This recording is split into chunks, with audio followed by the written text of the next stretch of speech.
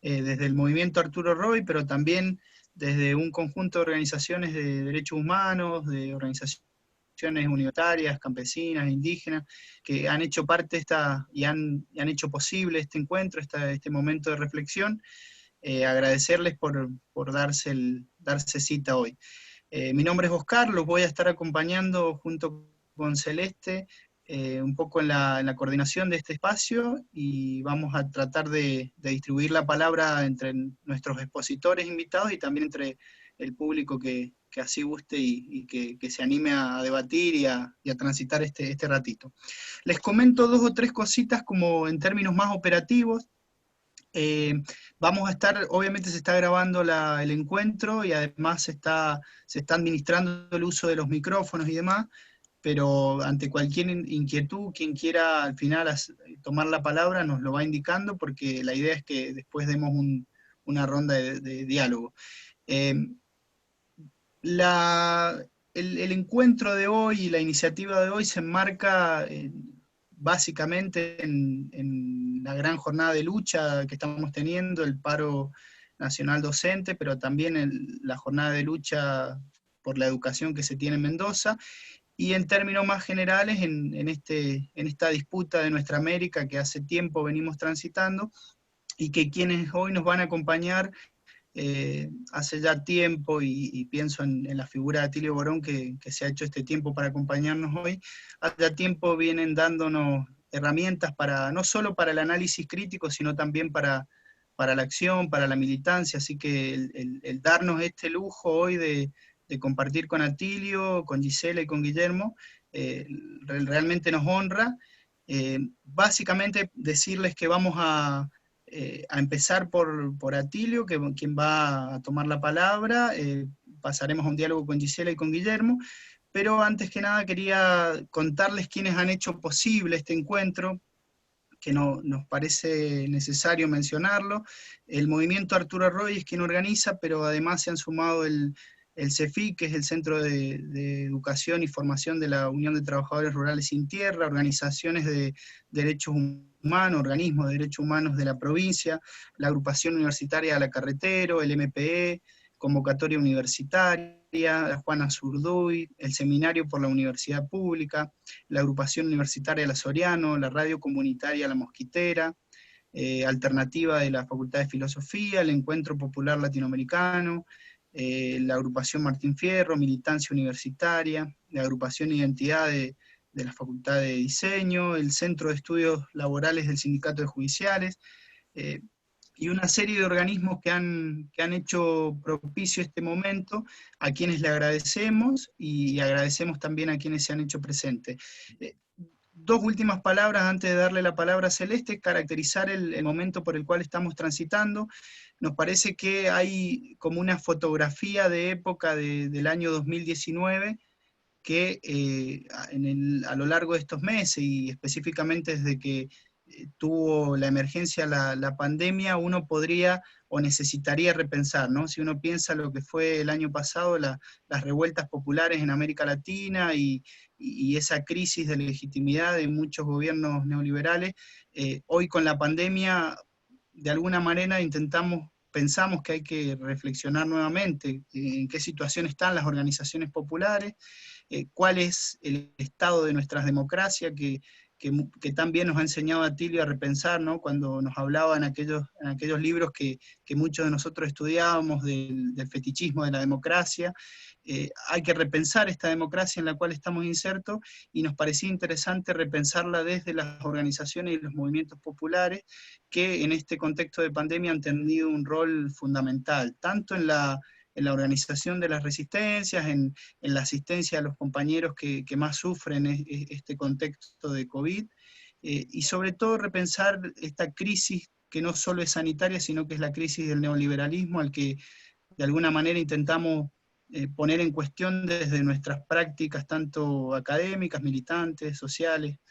Así que, bueno, en ese contexto y frente a cierta deslegitimación de la democracia formal, procedimental, en definitiva, pero democracia que ha costado mucho esfuerzo de los organismos de derechos humanos y de las organizaciones de la sociedad civil reconstruir, de alguna manera nos interesaba tener las palabras de Atilio, de Gisela y de Guillermo que de alguna manera nos orienten a alguna síntesis o a unar fuerzas para lo que viene.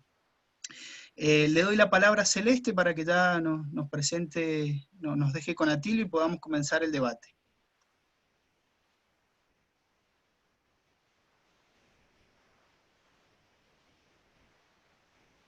Ahí estamos, ahí estaba que tenía silenciado el micrófono.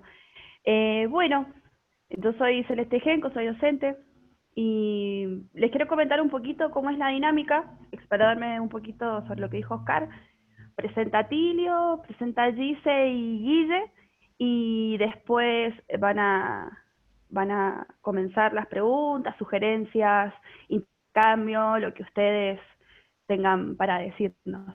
Nos acompañan Adriana García, Adolfo Cueto, que es el decano de la Facultad de Filosofía y Letras, Nico Parise, consejero superior, Emilio Caram, que es el presidente de Cedros, Rosa Goldar, Alejandra Siliza, Juan Carlos Aguiló, Francisco Gabrieli, también está Esther Lorca, que es la secretaria general de SADOP. ¿Sí? Bueno, a todos ellos también le agradecemos su tiempo y su espacio. Bueno, y comienza a rodar la pelota, como decimos nosotros, las seños de la primaria. Y bueno, escuchar en primera instancia a Tilio Borón, politólogo, sociólogo, profesor, escritor, investigador, nacido acá en tierras locales. Así que bueno, sin más que agregar, a Tilio te damos la palabra para que arranques. Muchas gracias. Bueno, muy bien. Primero que nada, agradecer muy profundamente, no solo al movimiento Arturo Roy, sino a todos los demás que se han plegado a esta iniciativa. Para mí es muy importante, ¿verdad? Todas estas tareas que logran fomentar la asociatividad entre todos los movimientos, fuerzas políticas y sociales que luchan por construir un mundo mejor, un mundo postcapitalista, me parece siempre que es motivo de satisfacción. Y en segundo lugar, bueno, quería plantear, recordar que hoy es un día muy especial, un día internacional en donde se lucha por la legalización del aborto seguro, gratuito, legal.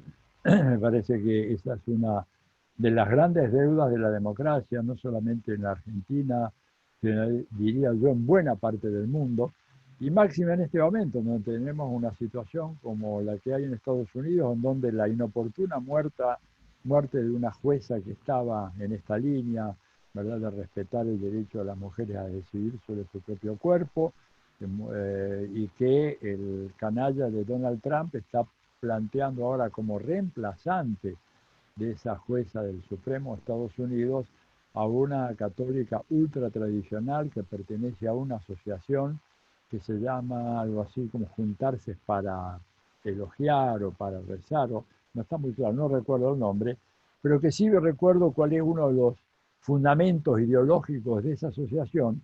Son cristianos de diversas sectas, ¿verdad?, o de diversos grupos o iglesias, llámenles como quieran, católicos, protestantes, bautistas, neopentecostalistas, lo que sea, pero que todos tienen un común denominador, y que es el objetivo de esa organización a la cual pertenece esta candidata a ser la nueva jueza suprema de los Estados Unidos, y es resaltar la importancia decisiva de la familia, y además de la familia comandada por el varón.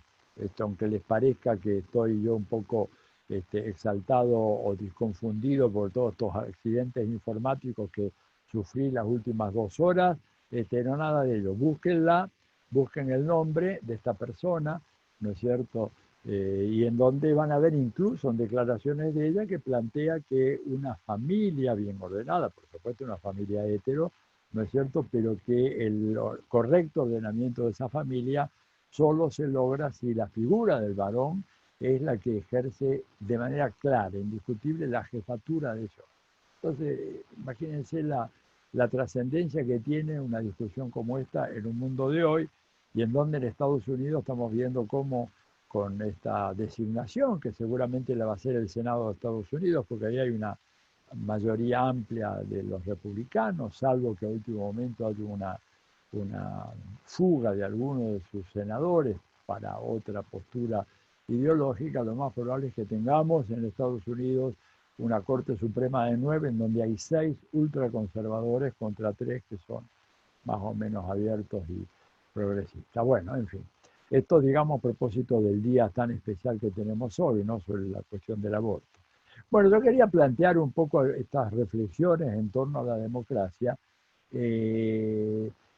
diciendo varias cosas. Primero, se trata de un proyecto político que está en una crisis muy, muy profunda. Crisis profunda, aclaro, no solamente en el tercer mundo, no solamente en los países llamados subdesarrollados, sino una crisis muy profunda que se verifica también en los países del capitalismo avanzado. Es decir, en Estados Unidos, la literatura que ha proliferado sobre el tema de la decadencia, la descomposición de la democracia es tremendo, al punto tal que inclusive periódicos como el New York Times regularmente sacan, con cierta continuidad, reflexiones acerca del deterioro democrático en los Estados Unidos. Deterioro que tiene que ver con la maduración perdón, de un conflicto, el conflicto entre el capitalismo como sistema económico-social y la democracia como forma estatal, ambas creaciones sociales, porque tanto el capitalismo como la democracia son productos sociales, productos de luchas sociales, concreciones, coagulaciones de luchas sociales, se mueven en función de principios absolutamente contradictorios. El capitalismo, sin entrar ahora a un debate sobre el capitalismo y todas sus características, pero tiene como uno de sus rasgos esenciales el hecho de que es un sistema económico, social, cultural, ¿verdad?, que tiene como principio motor la idea del lucro y el afán de lucro, el animus lucrandi, como decían los romanos. Y esto significa que el motor fundamental que pone en marcha ese mecanismo económico-social es la ganancia, ¿verdad? ¿Cuál es el motor que está por detrás del ordenamiento democrático de una sociedad? Es la igualdad, pero la igualdad en un sentido sustantivo, no igualdad jurídica, ¿verdad? Porque sin despreciar a la igualdad jurídica, es evidente que la igualdad jurídica de poco sirve si no hay una igualdad económica o social. Y si hay algo que ha hecho el capitalismo en los últimos 200 años, y la cifra que digo no es al azar, es la cifra, digamos, a la cual se remite Thomas Piketty en ese hermoso libro sobre el capital en el siglo XXI, cuando él hace el análisis de qué pasó con la desigualdad en los últimos 2 siglos de la historia del capitalismo, llega a la conclusión de que la desigualdad no ha hecho sino acrecentarse. Y eso a pesar del Estado keynesiano, a pesar de la legalización de los sindicatos y de todo lo demás que podamos imaginar, pero lo que pasa es que la dinámica del capitalismo es una dinámica que tiende permanentemente a la concentración de la riqueza y por lo tanto a la creación de la pobreza. Un sistema que concentra la riqueza inevitablemente genera pobreza. Genera pobreza. Y no hay manera de resolver esta cuestión. La prueba está de que aún en los países más avanzados el tema de la pobreza es un tema realmente grave. Estados Unidos afecta mínimo, con un cálculo muy conservador, mínimo a un 15% de la población. Y cuando digo un cálculo muy conservador, porque estas cifras no tienen en cuenta el alto número de indocumentados, que son personas que no tienen la existencia no solamente legal, sino social en Estados Unidos, que no aparecen en ninguna estadística, que no son tomados en cuenta, que no hay registros sobre si trabajan, no trabajan, cuánto trabajan, cuál es la jornada de trabajo, cuál es el salario que reciben, ¿verdad? Pero por eso digo, tan solo considerando los registrados, la cifra está en torno al 15%. Y cuando uno mira además otras estadísticas que son muy interesantes, que yo estuve explorando un poco para partir esta charla, y de todo este debate falso que hay ahora en la Argentina sobre la meritocracia, promovido nada menos por aquellos que nunca hicieron ningún mérito, salvo el de ser hijos de alguien con mucho dinero, uno observa, por ejemplo, que el tema este del ascenso social y de la movilidad social, que siempre se ha planteado en el capitalismo como una posibilidad, propia del sistema, y en donde van a encontrar ustedes teóricos que hablan de que lo que diferencia al capitalismo de las formaciones sociales precapitalistas es que en aquellas formaciones prácticamente no había movilidad social. Nacías campesino, morías campesino, nacías jornalero, morías jornalero, nacías aristócrata, morías aristócrata, ¿verdad? Pero dicen los ideólogos del capitalismo, en este sistema, en cambio, cualquiera puede llegar a ser millonario o puede llegar a ser presidente de la República. Y realmente la designación de Obama en las elecciones presidenciales del 2008 como candidato, primero y después ratificado por la elección, fue un golpe maestro en un momento de profunda crisis de legitimidad del capitalismo. Recuerden el colapso de Lehman Brothers desde el inicio de la gran recesión que se produjo en el verano boreal de ese año, junio, julio de ese año, y entonces, ¿qué mejor que sacar de la galera un candidato afroamericano para demostrar que el sistema es bueno, que el sistema le da posibilidades a todos, y que si usted no llega, porque usted no es una persona que trabaje, que sea tenaz, que sea responsable, que no incurra en vicios que lo dispersen, y acá está la prueba de que el señor Barack Obama, ¿verdad?, hijo de una madre africana, de origen africano, y de un padre americano, resulta que llegó a ser presidente de los Estados Unidos, nada menos. Bueno, pero eso es, digamos, una operación extraordinaria, de las tantas operaciones que hace la derecha, porque cuando uno mira algunos datos más duros, ¿verdad?, y no me voy a detener demasiado en ellos, pero tiro un poco, hay un estudio que se hizo hace muy poco que explora cuántas generaciones hace falta para que una persona que pertenece al grupo de menores ingresos de un país logre llegar a nivel de los ingresos medios, no digamos ser presidente como Obama, ni que se convierta en un millonario como Trump o como Macri, sino a nivel del ingreso medio de ese país. Pues los datos son espeluznantes. La verdad es que yo sabía que iban a ser datos duros, pero no tan malos. Les digo lo más importante. El único país en donde eso se logra en dos generaciones, es Dinamarca. Ahí el que nace en el sector más bajo de la sociedad, ¿verdad?, sus hijos no, pero sus nietos van a llegar al nivel del ingreso medio de la sociedad dinamarquesa. En Argentina, en Chile, en Estados Unidos, en Francia, fíjense estos países, se necesitan 6 generaciones. Ahí ya pierdo la cuenta. Hijo, nieto, bisnieto, tataranieto, no se viene el chosno después, bueno, aunque venga otro más. 6 generaciones. Entonces, el capitalismo es un sistema así, que no da esas posibilidades.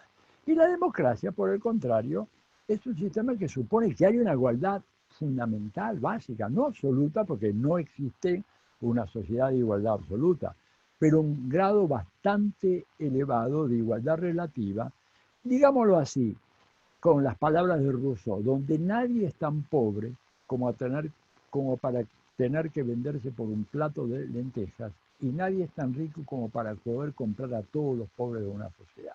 Esa definición de Rousseau me parece magnífica, ¿verdad? Bueno, pues lo que pasa, la realidad es que hay muchos pobres que están en condiciones o que podrían tener que venderse por un plato de lentejas. Y eso hace que una sociedad de ese tipo no pueda funcionar una democracia genuina. Funciona, digamos, un símil de la democracia, de alguna manera una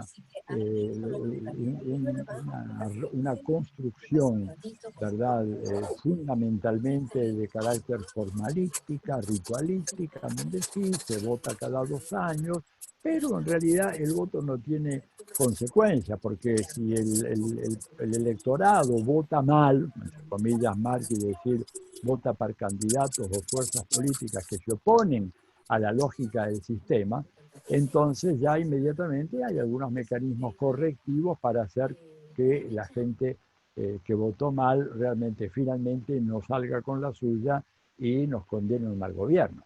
Esto, digamos, está en el corazón del capitalismo, y no solamente en los últimos años, porque cuando uno mira, ¿verdad?, y por eso la referencia a Rousseau no fue casual, cuando uno mira la historia del pensamiento social occidental y mira la historia del pensamiento liberal, buscará en vano en esa tradición del pensamiento liberal algún abogado o alguien que plantee realmente la conveniencia y la deseabilidad de la democracia. Van a encontrar, sí, reflexiones acerca del carácter inevitable del avance democrático, por ejemplo, en Alexis de Tocqueville, pero no hay en Tocqueville una defensa, una apología a la democracia. Para Tocqueville la democracia es una desgracia, que dice él, viene arrasando con las conquistas civilizatorias más importantes de Occidente desde hace 8 siglos, así lo dice en su famoso libro La democracia en América, y él es un observador muy cuidadoso de la democracia. Tenemos mucho que aprender. Yo, de hecho, le he dedicado en algunos de mis libros algunos capítulos a estudiar el pensamiento de Tocqueville sobre la democracia. Pero lo que él dice claramente es que la democracia es una desgracia y que hay que tratar de domesticarla apelando a distintos recursos. Uno diría, bueno, pero Tocqueville, traigo acá a colación un autor de 1835, 1840, seguramente en el pensamiento liberal posterior hubo pensadores que sí avalaron el tema de la democracia y el proyecto democrático. Bueno, pues no, la verdad que no. A ver, terminamos el siglo XIX, ¿verdad?, con la figura más importante del pensamiento liberal de ese momento, que es John Stuart Mill, incluso que desde el punto de vista de las luchas femeninas escribió un pequeño librito muy interesante, se llama Esclavitud Femenina, donde habla justamente algunos de estos problemas, habla de algunos de estos problemas que producen la sumisión de la mujer, y por lo tanto es un autor de los liberales los más esclarecidos. Sin embargo, de ninguna manera John Stuart Mill está a favor de la democracia, de ninguna manera. Y cuando dice, bueno, in extremis podríamos aceptar una democracia, pero con voto calificado. Es decir, voto calificado, ¿para qué? Para evitar la superioridad numérica del voto proletario. Digo, entonces, claramente el voto calificado, en donde tenemos un sistema para los aristócratas, otro para los sectores burgueses, capas medias, y finalmente un tercer voto prácticamente insignificante para los trabajadores manuales, digo, esto no es democracia. Democracia, si quieren, vamos a la definición clásica de Aristóteles, es el gobierno de los pobres en beneficio, perdón, el gobierno de las mayorías en beneficio de los pobres. ¿Y por qué Aristóteles decía? Porque los pobres en toda sociedad conocida serán siempre mayoría. Por lo tanto, una democracia se define por la capacidad para gobernar a favor de los pobres. Por lo tanto, John Stuart Mill, con su criterio de voto calificado, queda totalmente afuera. Y los teóricos de la ciencia política contemporánea, o del siglo XX y el actual, de ninguna manera son partidarios de democracia. El hombre más honesto en esta tradición fue Robert Dahl, cuando dijo, bueno, la democracia es imposible, porque no se puede, porque la igualdad total y la representación total es absolutamente imposible en sociedad de masa. Lo que tenemos son poliarquías en donde hay un cierto nivel de inclusividad en el censo electoral y un cierto nivel de libertad de expresión política, y en ese acotamiento bivariable, ahí tenemos algunos regímenes que son lo más parecido que hay en el mundo a las democracias. Por eso digo que, en realidad, el problema que tenemos fundamentalmente que enfrentar es que en la medida en que sobreviva el capitalismo, bueno, la democracia va a ser poco más que este gesto, que en algunos casos puede dar lugar al origen, a la gestación de gobiernos de izquierda o progresistas que se interesan por la felicidad colectiva, por el bienestar colectivo, pero suelen ser excepciones que son profundamente combatidas, ¿verdad? Y combatidas sin piedad por los partidarios del orden social actual. Por eso es que les decía yo, en la literatura contemporánea hay una creciente cantidad de trabajos, una proliferación efectiva de textos que hablan sobre la crisis del proyecto democrático, la desdemocratización, el avance del totalitarismo de mercado, por ejemplo, en la obra de Sheldon Walling, para poner un ejemplo de los más conocidos, la referencia que han hecho varios otros autores, como el que escribió este libro Post-Democracy, se me fue el nombre en este momento, la postdemocracia, ¿verdad? En donde él plantea de que la democracia fue un momento en la historia del pensamiento occidental y que en el momento actual la democracia ya evidentemente ha quedado muy limitada. Es decir, toda una serie de autores, ¿verdad?, que en los últimos años han venido planteando el debilitamiento de la democracia, su vaciamiento, el vaciamiento mismo de la democracia. Recordemos lo que escribió la Comisión Trilateral ya en el año 75, la crisis de la democracia, anticipaban de que las democracias tienen una tendencia a cometer suicidio y que por lo tanto, para que una democracia funcione, tiene que ser una democracia de muy baja intensidad y sobre todo donde los sectores populares exijan muy poco a los gobiernos. Es decir, la democracia no puede ser un régimen en el cual todo el mundo pide de todo a los gobiernos, porque eso evidentemente es absolutamente inviable y produce el colapso, el derrumbe de los regímenes democráticos. Allí donde la democracia pudo prosperar, evidentemente, aún en esos países se encuentra en crisis. Pensemos, ¿verdad?, que hasta hace pocos años nos planteaban a nosotros el modelo de la Moncloa, la transición española, como un caso extraordinario de eficaz y virtuosa transición del autoritarismo a la democracia. Toda la literatura de la transitología en la ciencia política en los años 80 y 90 gira en torno a las virtudes del modelo español y de la transición española. ¿Qué queda de todo eso ahora? Nada. Nada, se ha venido abajo, se ha derrumbado como un castillo de naipes, ¿verdad? Una democracia en donde miles y miles de familias, y me atrevería a decir probablemente cientos de miles de familias, han sido arrojadas en la calle porque no han podido pagar sus hipotecas a partir del 2008, producto de la especulación financiera desatada por la crisis y la recesión que arranca en el 2008 con el derrumbe de Lehman Brothers, el banco de inversión Lehman Brothers. Imagínense una democracia. Además pueden ver ustedes esto, hay montones de narraciones y de videitos en YouTube, busquen desahucios en España y van a ver la fuerza pública echando abajo una puerta a los hachazos, sacando a las familias pegándoles en la cabeza para la calle, un camión abajo, carguen todas sus porquerías y váyanse, y a la calle.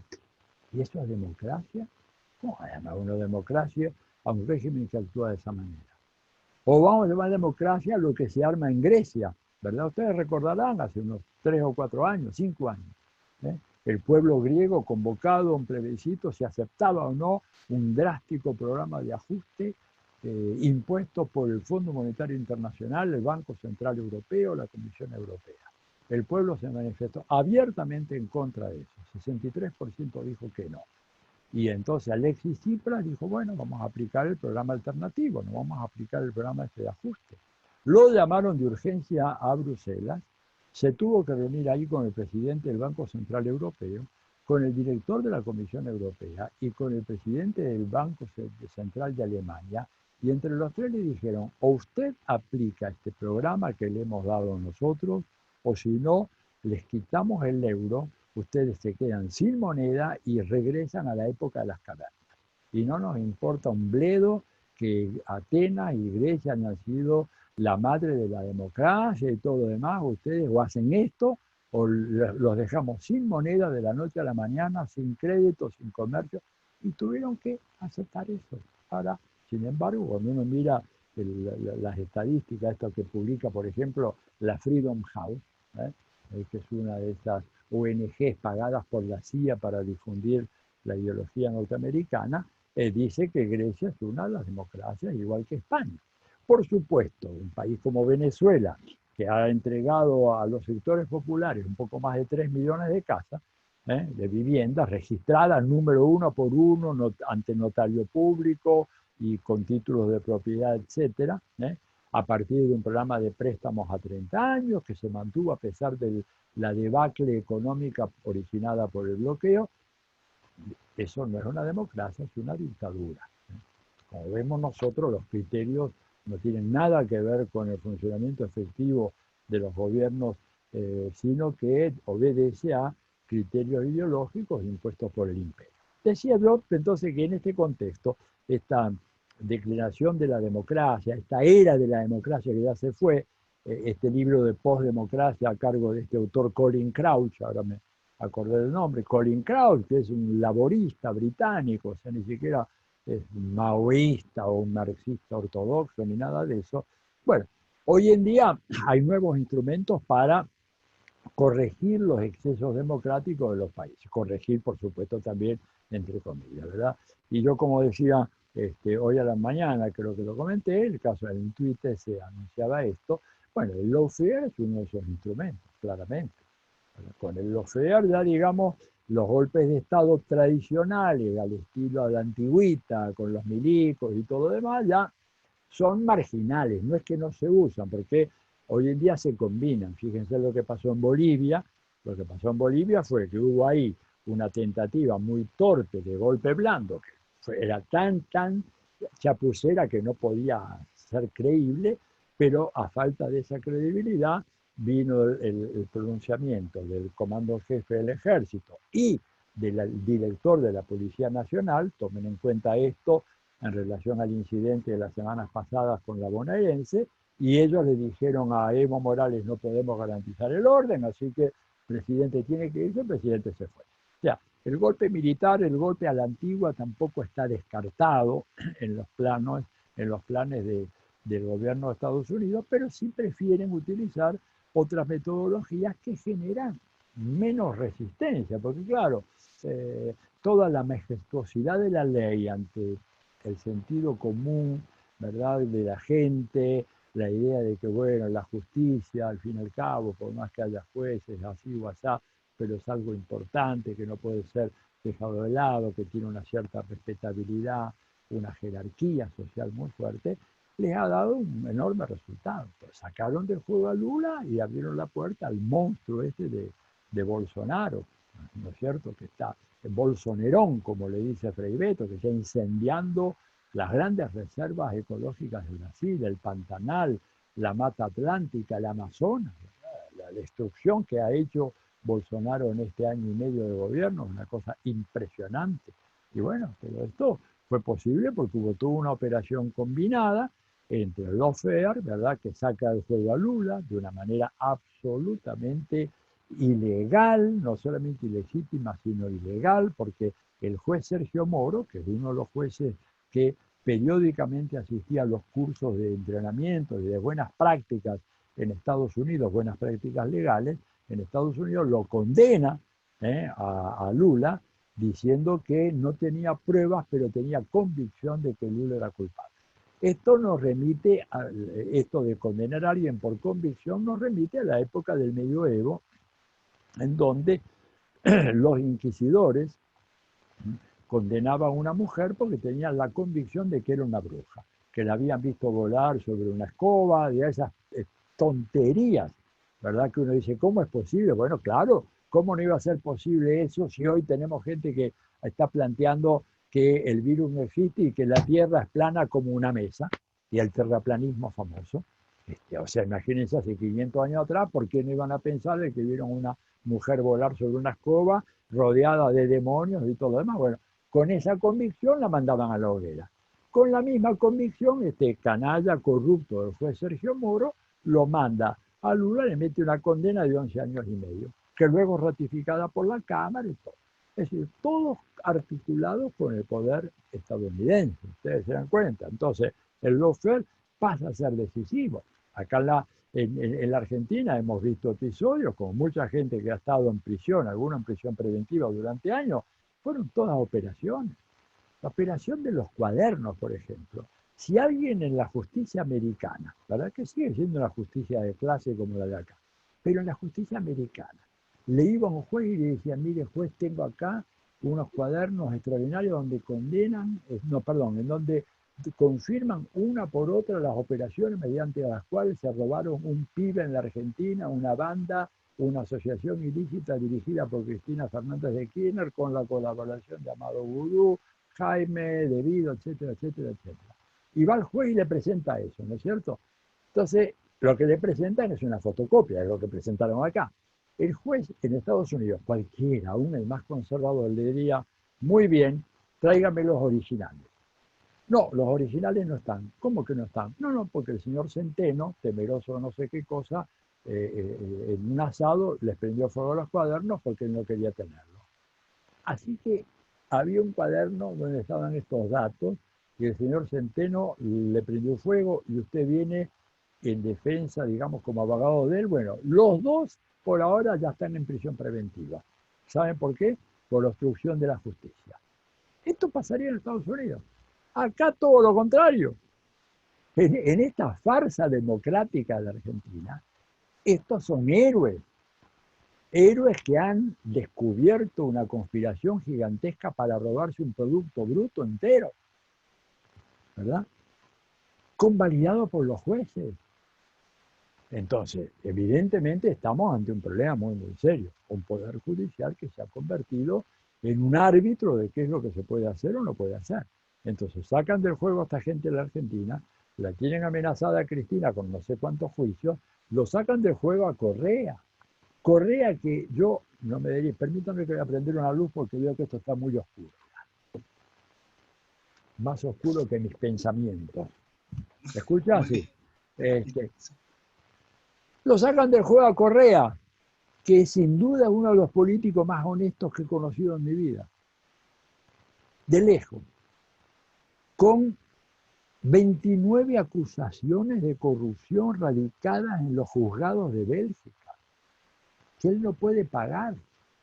Yo lo conozco a él, me dijo, mire, yo no puedo pagar ni siquiera a los abogados amigos, porque por más que el abogado sea amigo, cada uno de estos juicios tiene sus costes. Las famosas costas del juicio, aunque te declaren inocente o hasta que te declaran inocente, ¿verdad? Bueno, lo están sacando del juego a Correa y ahora no le permiten ser, le han inventado otra causa en el Ecuador, con lo cual está fuera de juego. A Jorge Glass, su vicepresidente, ya lleva casi 4 años preso, sin pruebas. Lula preso sin pruebas. Ahora se inicia una demanda en contra de López Obrador. Me enteré ayer a la tarde, a última hora. Una demanda en donde se le acusa de negligencia administrativa porque algunos chicos, aparentemente, habrían muerto a causa de la falta de ciertos insumos para combatir oncología, cáncer infantil. Digamos, además en un proceso que viene de antes de la llegada de López Obrador, sin embargo, ya hay una causa radicada ahí y vamos a ver cómo reacciona el juez. O sea, la idea acá muy clara es no dejar títere con cabeza. A Piedad Córdoba le pasó lo mismo en Colombia. Era una lideresa extraordinaria, fuera totalmente de carrera. En Ecuador, fuera de carrera la más importante. En Argentina ya vemos lo que pasó. En Brasil lo mismo. Entonces, evidentemente, lawfare es parte, ¿no es cierto?, como dijo Zaffaroni, una parte decisiva del mecanismo de dominación contemporánea. Combinado, pero, con la fake news y lo que yo llamo, ella ha dado en llamar así amistosamente, todo ese conjunto de periodistas que hay no solamente en la Argentina, sino en toda América Latina, que son miembros de la, ¿cómo fue que le dije? La Bullshit News Corporation. La Bullshit News Corporation quiere decir la basura mediática total. Saben lo que es la expresión bullshit en inglés, una expresión que significa ciertamente mierda, ¿no es cierto? Bueno, la Bullshit News Corporation, que es extraordinaria, que miente todos los días, en todos los periódicos. Mentiras, pero tremendas, que sin embargo son difundidas y tienen, ¿verdad?, una aceptación popular porque te lo dicen en los periódicos, lo repiten en los noticieros de la mañana y en los programas políticos de la primera mañana, de la segunda mañana, y después en la televisión de la tarde, en la televisión de la noche, y en las mesas redondas de la noche, permanentemente repitiendo todo eso, sin que jamás haya una retractación. Fíjense lo que pasó con el caso de Aníbal Fernández, cuando era candidato para ser gobernador de la provincia de Buenos Aires, estaban postulándolo a él, sacaron de que él era el autor intelectual de un triple crimen vinculado al narcotráfico y a la mafia de la efedrina, y que la famosa morsa era él. 5 años después, uno de los implicados confiesa que la Morsa era uno de los agentes del servicio de inteligencia. Ahora, todos estos canallas que estuvieron durante 5 años acusando a Fernández de ser instigador de un triple crimen, ¿ustedes creen que salieron a la televisión o escribieron unas palabras en La Nación, en Clarín o en Infobae diciendo, bueno, lamentamos haber mal informado al público, la verdad lo hicimos de buena fe, creíamos en que nuestras fuentes eran correctas, pero resultó que no? No, nada, impunidad total para esa gente. Estoy hablando de Longobardi, de Lanata, de Majul, de Nelson Castro, de Novarecio, todos esos bandidos. Bandidos son sicarios mediáticos, son criminales, sicarios mediáticos, porque aniquilan la conciencia de la gente. Peligrosísimo, ¿verdad? Entonces, para ir un poco cerrando, porque ya veo que me estoy extendiendo mucho, pero además tenemos un intercambio después. Una democracia requiere no solo una sociedad no capitalista de fundamento real, porque democracia y capitalismo no se combinan. Ahí está el texto clásico de Ellen Makes It Good, ¿no es cierto? Capitalismo contra democracia. Un libro definitivo, está ahí por siglo XXI, lo pueden conseguir. Y creo que está en PDF, ya en la web. Bueno, no solamente eso, sino tenemos todo el tema del lawfare, tenemos el tema de los oligopolios mediáticos. Yo tengo una tesis muy radical en ese sentido. Donde hay un oligopolio mediático, es decir, donde hay una situación de no democracia en el sistema de medios, no puede haber democracia en el sistema político. Si el sistema de medios es antidemocrático, porque ser oligopólico, ¿verdad? Y al excluir opiniones divergentes y solo aceptar las opiniones, los puntos de vista que favorecen la continuidad del sistema, la democracia se convierte en una farsa decreciente de legitimidad. La gente va y vota, no tiene más remedio, en el caso argentino porque es obligatorio.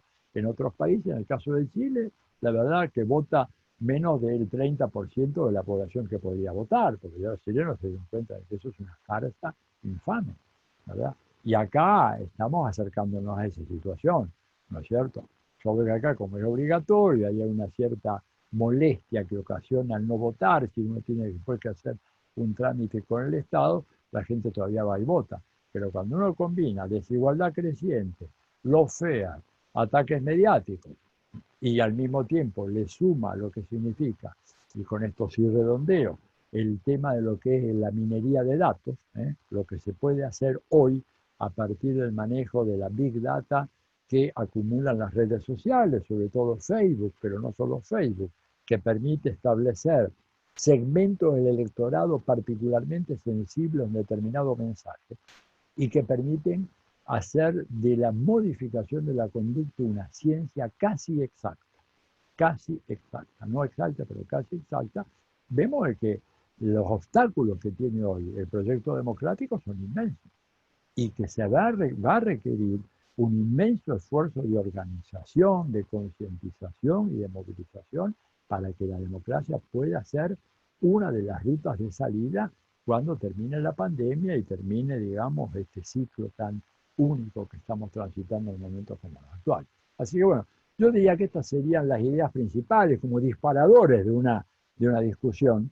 Y bueno, y ahora sí me apresto a tomar nota y a ver los comentarios de ustedes y después seguir dialogando. Gracias. Muchas gracias, Atilio. Muchísimas gracias. Realmente muchas cosas, muchas puntas para pensar y gracias por abrir ahí el debate. Ahí, bueno, Atilio menciona varias cosas, ¿no? Desde la meritocracia, las disputas de sentidos que hay en torno al rol de los medios de comunicación, el lawfare, y sobre todo aquello que él resalta y que me parece que es fundamental, el tema de la incompatibilidad de democracia con el sistema capitalista, y algo en lo que Atilio, y vale la pena rescatar lo que viene batallando hace muchos años, y muchas veces en solitario, que es situar el imperialismo como una variable de análisis para pensar los gobiernos progresistas, las luchas sociales, porque en cierto relato un poco naif que hay de las democracias en América Latina, y sobre todo lo que él mencionaba, el ataque a los líderes populares en la región, se suele dejar de lado la cuestión del imperialismo, y Atilio ha remarcado históricamente esto, cuando muchos autores hablaban del final del imperialismo, de que pasamos a otra etapa. Me parece que en contextos de pandemia y en este presente, en esta coyuntura, se hace muy patente. Si les parece, te doy la palabra, Cele, así continuamos con el resto de los compañeros. Dale, dale. Muchas gracias, Atilio, gracias, Oscarcito. Bueno, se encuentran con nosotros Arturo Talleré, decano de la Facultad de Artes y Diseño, Claudia García, decana de la Facultad de Ciencias Políticas y Sociales, Melina Guardamagna, María Forcada, no me quiero olvidar de nada, Eugenio París, Claudia Paparini, Ana Sisti, decana de la Facultad de Educación. También queremos agradecer la participación de Alfredo Guevara, Norita Llaver, Flavia Manoni, Sergio Luza, Patricia Gorri, Francisca Staiti, Roberto Follari, y bueno, y muchos compañeros que se van sumando, no nos queremos olvidar de ninguno. Bueno, muchas gracias a Atilio, a mí me toca presentar a la compa, genia, total. Ella es Dice Marsala, licenciada en Comunicación Social, asesora de prensa de la Cámara de Diputados de Mendoza, coordinadora del área de género del Centro de Estudios Laborales, del Sindicato de Judiciales, militante social e integrante de Ni Una Menos, también conductora del programa de La Changa, de la Red de la Mosquitera. Así que bueno, ahí tomé un poquito de aire. Muchas gracias, Dice, por tu participación, así que está abierto el micrófono para ti.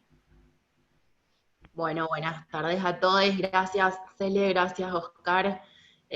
Gracias en primer lugar al Movimiento Arturo Roig por la invitación para poder conversar sobre este tema que en el medio de una coyuntura tan compleja como la que estamos pasando, qué importante es volver a poner sobre la mesa temas centrales, temas estructurales, ¿no? Lo estratégico, darnos un ratito para parar la pelota y debatir lo importante. Dentro de todas las urgencias que tenemos, Atilio, saludarte, agradecerte la profundidad de ese análisis que se puede decir después de escucharlo a él. Yo la verdad es que querría compartir algunos disparadores, algunas inquietudes que tengo en torno a mis visiones desde el lugar en donde me encuentro situada, pero que adquieren sentido, como en la mayoría de los casos, solamente cuando lo ponemos a rodar, ¿no? Entre nosotros y nosotras, cuando las podemos poner en discusión y enriquecer nuestras miradas que nos exigen en un momento como este salir de la propia, digamos. Sí, voy a pedirle disculpas a Atilio por la impertinencia de hablar desde un lugar de alguien que pertenece a una generación que ha nacido y ha vivido en democracia toda la vida, que fuimos paridos tempranamente a luchas inolvidables desde muy chicos y muy chicas en las jornadas históricas del 2001, del 2002, somos la generación que vio caer las Torres Gemelas, que maduramos rápidamente con un Cromañón y que también nos ilusionamos viendo la posibilidad de gobiernos populares como los que vivimos a principios y mediados del siglo XXI, ¿no? Yo pienso y me siento constructora de democracia desde ese lugar, situada en ese lugar, situada en los feminismos que hoy nos acompañan para todas las batallas que damos, para todas las áreas que miramos y que analizamos, marcan nuestra agenda política. No son cualquier feminismo también, porque el feminismo es amplísimo y desde el lugar que a mí me gusta pensarnos es desde los feminismos populares, los feminismos de la vida yala que camina con nuestras hermanas en defensa de los territorios y en defensa del ambiente, ¿no? Desde esos lugares es de donde por ahí a mí me cruza hoy pensar las democracias, y justamente esta mañana conversaba con un compañero muy querido, con Ulises Gorini, sobre esta actividad, y él me decía algo en la línea medio de Atilio, como bueno, el primer desafío de las democracias es que exista, ¿no? Que exista la democracia. Y en ese sentido, yo soy muy respetuosa y me aferra mucho la idea de lo que hemos podido construir a lo largo, por lo menos en Argentina, a lo largo de estos 40 años, casi 40 años de democracias ininterrumpidas. Me parece que independientemente de todos los elementos que son centrales y que son estratégicos, que tienen que ver con las amenazas externas de las democracias latinoamericanas, pienso en cuáles son los desafíos que tenemos nosotras, nosotres y nosotros respecto a las democracias que hoy vivimos, así como las conocemos, y cuánto más podamos mejorarlas en un sistema que perfectamente caracterizó a Tilio, ¿no? Creo que es importante partir de la premisa de que ningún proceso es irreversible, y lo venimos viendo, de cómo ante la avanzada de gobiernos populares, los sectores concentrados y el imperialismo nunca duermen, nunca se dan por vencidos. Sabemos que ellos tienen un plan a largo plazo concreto, y bueno, y eso nos presenta a nosotros la necesidad de estar siempre un poco a la resistencia, incluso cuando estamos construyendo o cuando estamos en procesos de ofensiva. Por eso me parece que justamente porque ningún proceso político es irreversible y ninguna conquista del campo popular es irreversible, es que son desafiadas y puestas a prueba permanentemente nuestros sistemas democráticos. Yo creo que uno de los mayores desafíos que tenemos en el campo popular, en el campo nacional y latinoamericano, tiene que ver con defender la idea de democracia con la perspectiva de profundizarlas hasta donde más nos permita la coyuntura, el momento histórico, la etapa y las relaciones de fuerza. Con profundizar la democracia, yo lo pienso desde el lugar de aumentar los niveles de participación política, ir lo más lejos posible con la organización popular, con la movilización en defensa de los derechos conquistados y de los que todavía nos quedan por conquistar, ¿no? Como justamente un día como hoy, tener esta actividad en un día de lucha para las mujeres argentinas y latinoamericanas, como es el 28 de septiembre, en una deuda histórica que tiene la democracia para con nosotras y los cuerpos gestantes, como es el derecho al aborto legal, seguro y gratuito.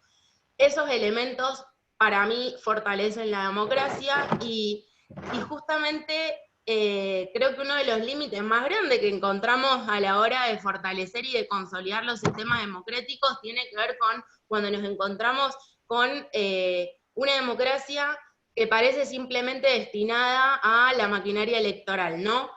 Una maquinaria que genera participación política cada 4 años a través del voto, y es esa misma democracia electoral la que le ha permitido a Piñera, a Bolsonaro y a Macri, por ejemplo, acceder al poder a través de los votos, digo, o sea, es a través de un sistema democrático, algo que a nosotros quizás como generación también nos sorprendió mucho, poder visualizar que los sectores concentrados, la derecha, el imperialismo, había logrado construir consensos para imponer la violencia política, ¿no?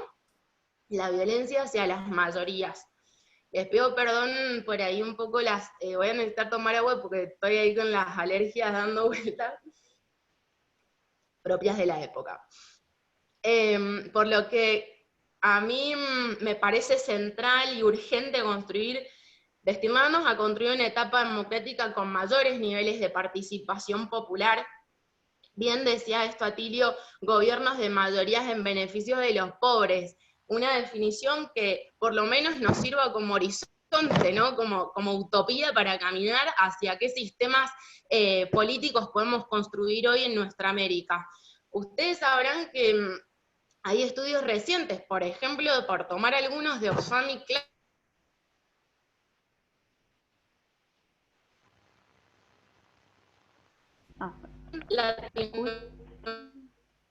Dice, se está cortando un poquito, me parece. No sé si Oscar también. Latinoamericanos no. Ahí volvió. Estamos teniendo algunos problemas, dice, con la. Si puedes retomar ahora lo último. Ajá, Ujú. sí, ahora de nuevo. Ahora,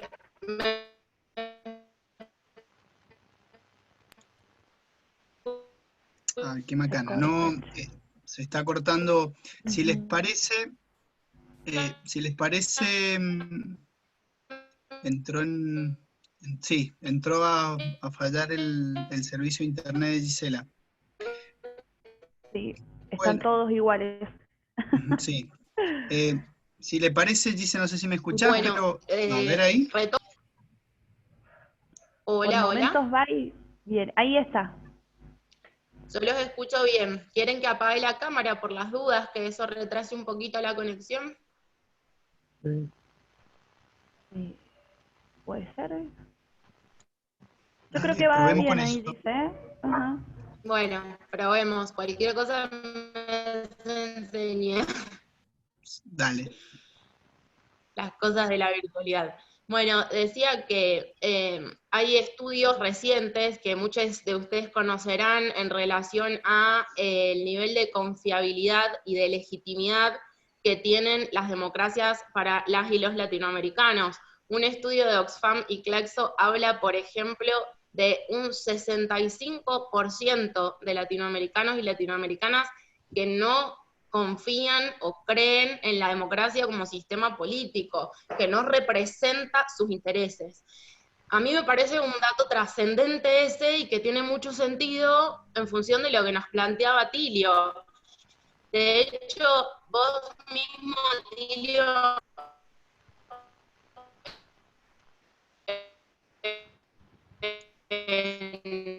Si se en podés un probar sin cámara. libro para mí es fundamental América Latina en las geopolíticas, este programa, a ver ahí si me escuchan bien.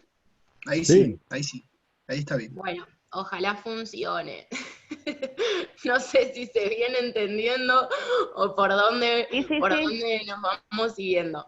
Em, para no tener mucha más interrupción y hacerla muy larga, decía esto que Atilio en su libro América Latina en la geopolítica del imperialismo plantea algo que para mí es central, que tiene que ver con cómo plantear la democracia y la política como un asunto de élites y de instituciones, no de pueblo movilizado y organizado. En ese sentido, creo que es fundamental y es clave poder entender que hay miles de personas que puedan no sentirse representadas cuando la política es una cuestión de instituciones y de palacios, digamos, ¿no?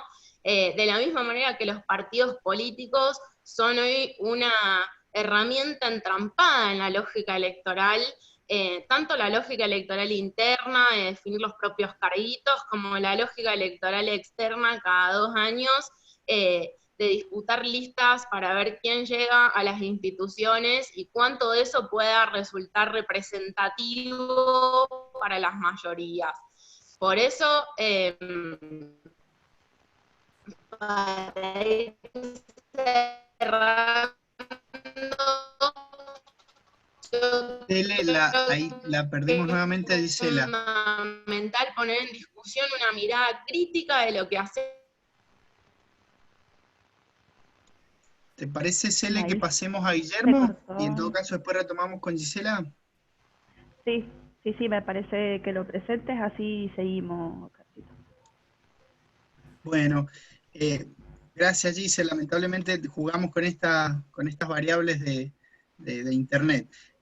A continuación nos va a dar algún aporte Guillermo Rubio. Él es miembro de la Liga Argentina por los Derechos del Hombre de San Rafael, es referente de organismos de derechos humanos de Mendoza y participa en el Comité Provincial de Prevención contra la Tortura.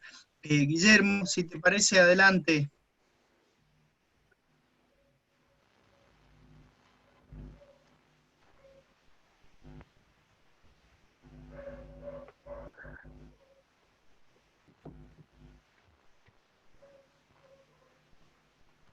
A ver, Guille, tenés el micrófono silenciado. Ahí está. Hola. ¿Me escuchan bien?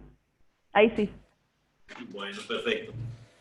Bueno, después de escuchar a Tilio, después de escuchar todo lo que hemos podido escuchar de Gisela, que ha sido brillante, me toca a mí dar algún panorama con respecto a estas situaciones que estamos viviendo en América Latina. El tema de los medios de comunicación, que puso el acento Atilio ahí en su momento, y el tema de la concentración de estos, tiene mucho que ver también con la actividad que han cumplido puntualmente en cada uno de los golpes de Estado que se han dado en Latinoamérica. No es correcto pensar que estos medios de comunicación tienen una incidencia eventual en los medios en la situación de los golpes de Estado. No, en cada uno de los golpes de Estado han sido determinantes en la formación de un consenso indispensable para que los golpes se lleven a cabo y los despojos de los derechos de la sociedad se produzcan.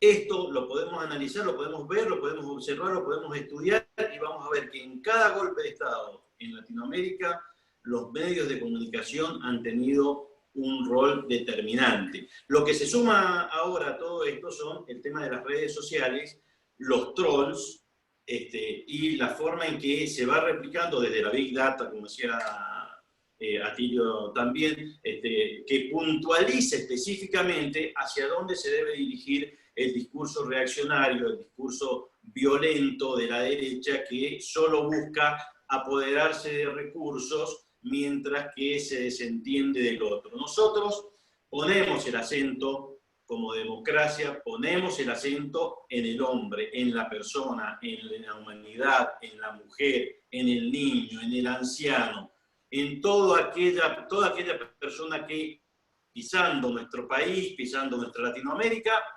debe tener todos los derechos necesarios para poder ejercerlos en cualquier momento en pie de igualdad. Este es el principio rector que tenemos nosotros. A estas situaciones que tenemos hoy de incidencia de los medios de comunicación en forma tradicional, de las redes sociales, de los trolls, todas estas situaciones se suma un factor de poder más que aparece para contactar a un sector poblacional que no está tan pegado a las redes de comunicación, a las computadoras y a Internet. Y son las personas que concurren cotidianamente a los cultos evangelistas particularmente, que se han convertido en un centro de promoción de política, de estas políticas reaccionarias, descalificando todas las políticas que hacen a la construcción de derechos de las personas. Nos encontramos con que estas situaciones requieren un financiamiento. El financiamiento se lo damos nosotros mismos. Se lo da el mismo sistema a través de las veces que se han apoderado, por ejemplo, el macrismo en el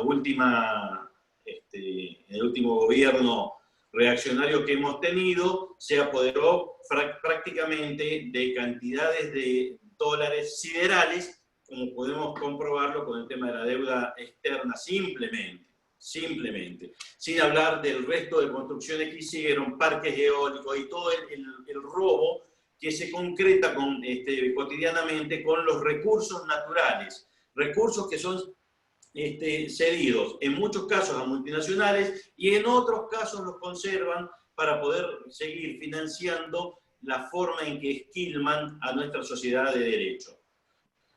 Los servicios de inteligencia, las fuerzas parapoliciales que siguen operando, porque hay fuerzas parapoliciales que operan concretamente aún en actividad dentro de las mismas fuerzas de seguridad.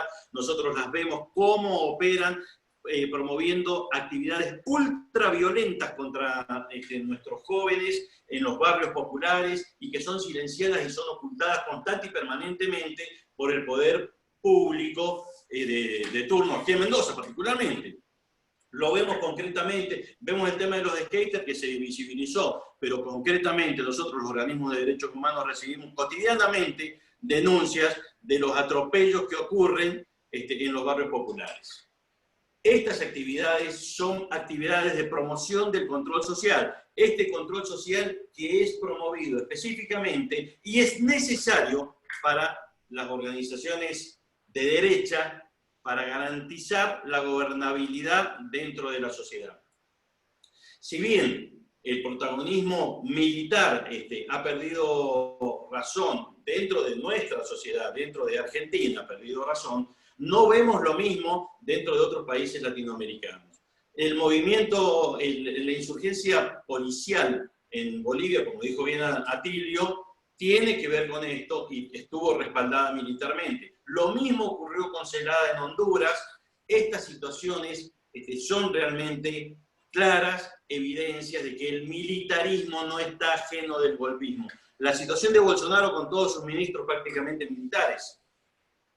Esta situación nos pone en el contexto de que la violencia y las armas están a disposición aún de la derecha.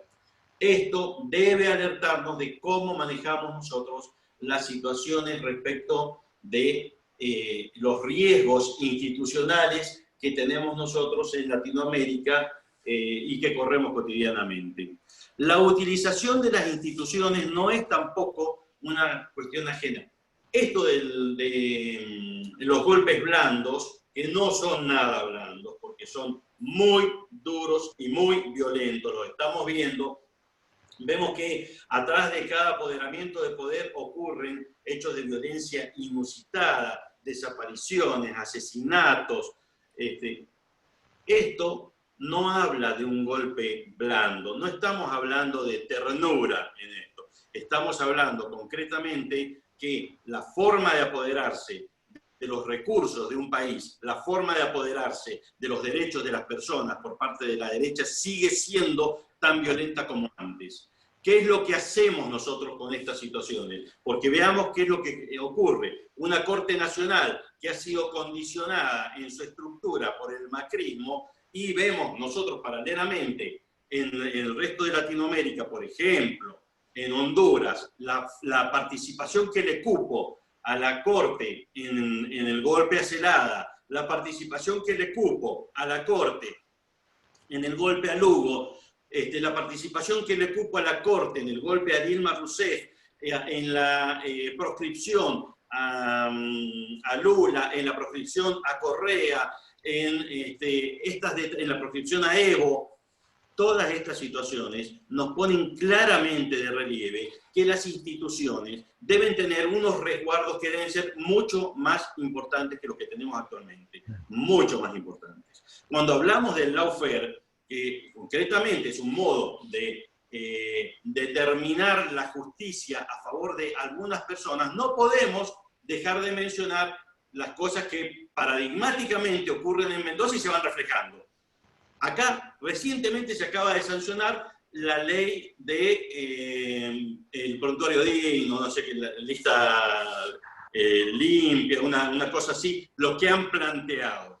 Esta es lo que han sancionado. Nadie que tenga una acusación puede ser candidato en Mendoza. Nadie que tenga una acusación. ¿Quién maneja el órgano acusador? Va a ser en definitiva quien va a determinar quiénes van a ser los candidatos, y con esta estructura van a elegir quiénes son los posibles candidatos de cada uno de los partidos políticos que eligen con quién competir.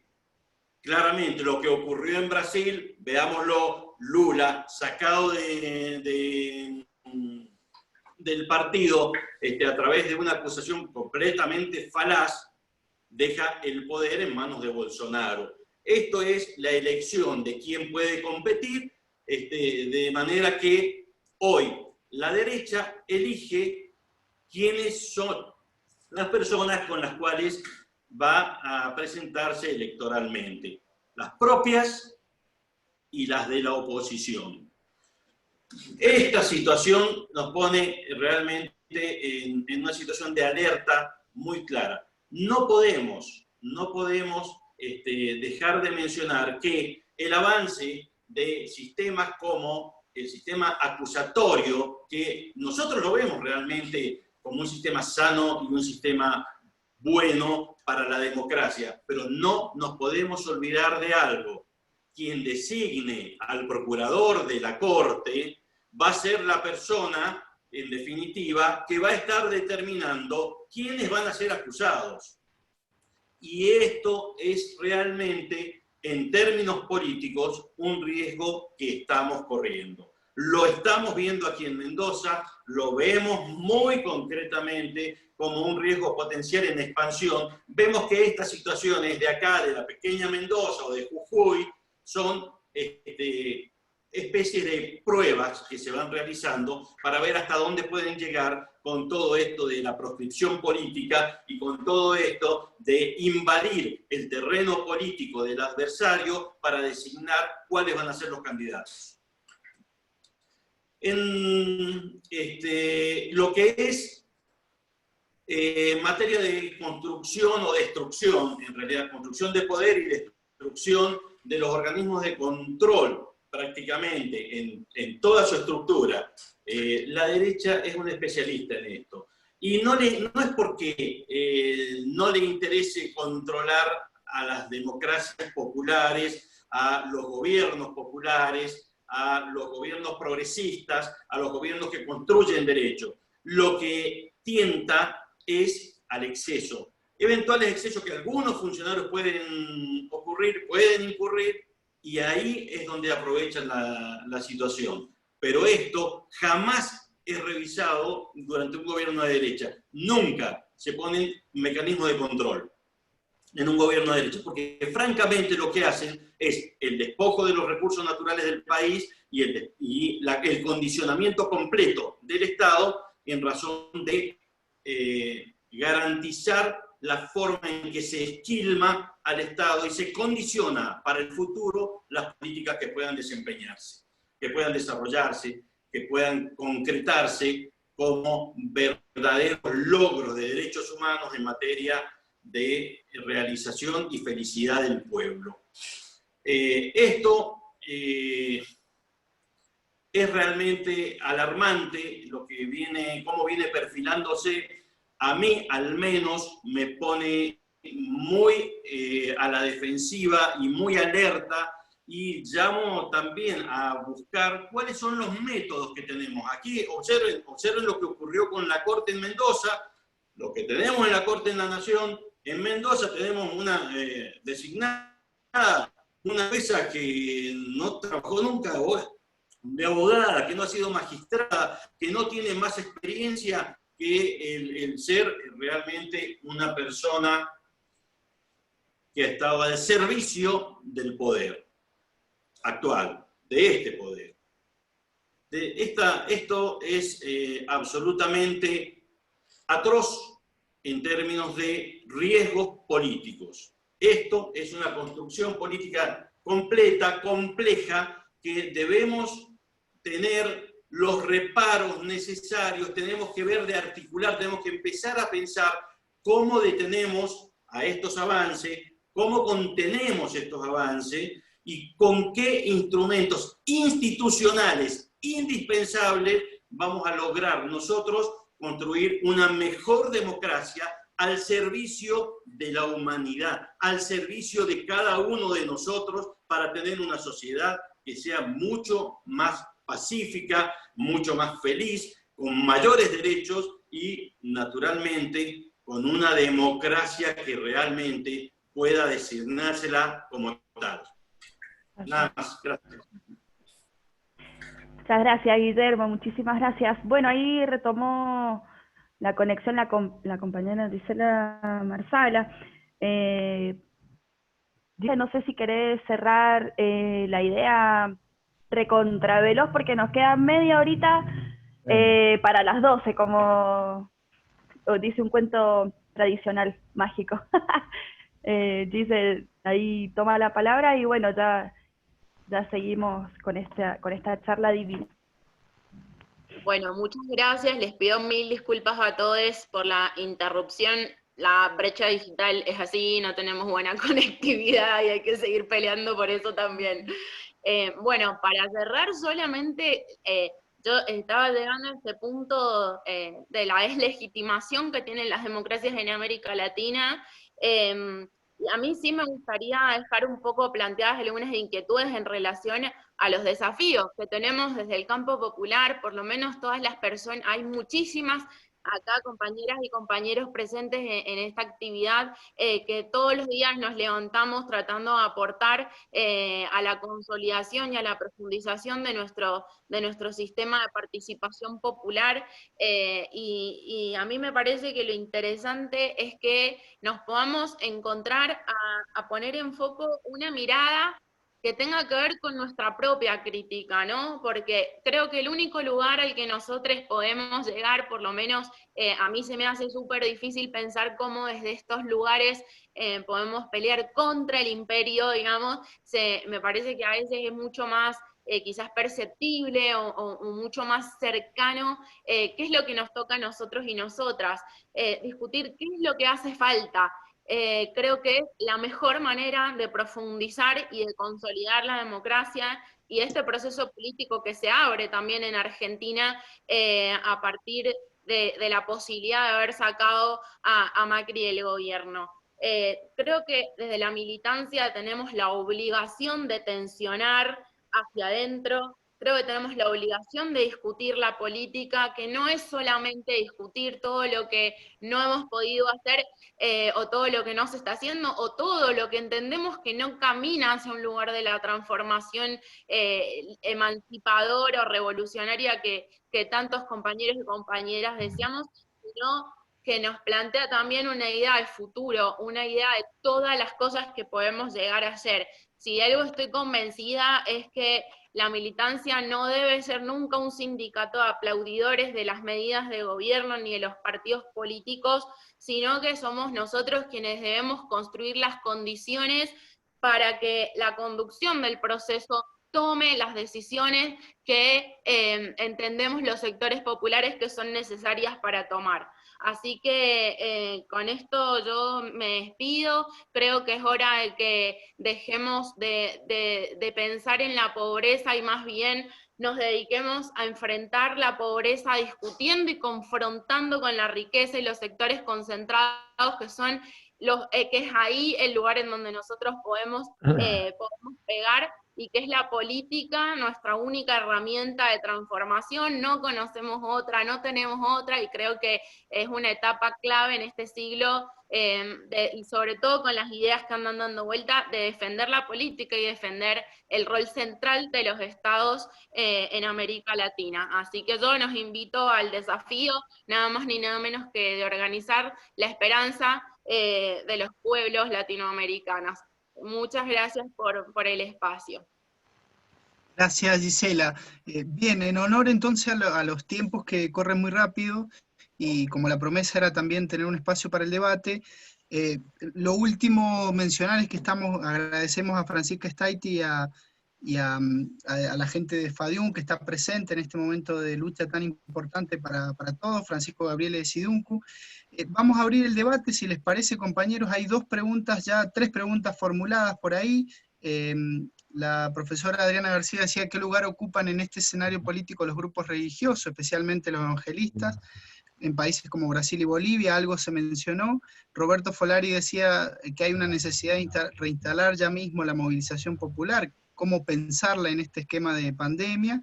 Y Elsa nos decía que en un momento Atilio habló de la necesidad de ejercer un control, que también Guillermo lo retomó respecto de los medios de comunicación. Entonces, el tema de las militancias evangélicas, el tema de la movilización popular, la cuestión de los medios, varias preguntas formuladas. Doy la palabra para quien quiera hacerle alguna intervención y escuchamos a Atilio algunas reflexiones sobre esto. Hola. Adelante, Atilio. Sí, te escuchamos.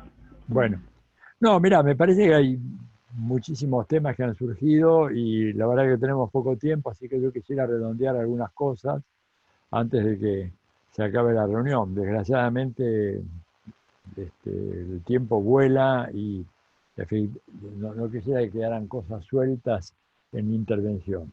Yo creo que evidentemente, como dijo Gisela, hay una evidente deslegitimación de las democracias, no solamente en América Latina, yo empecé hablando de eso, a nivel mundial, ¿verdad?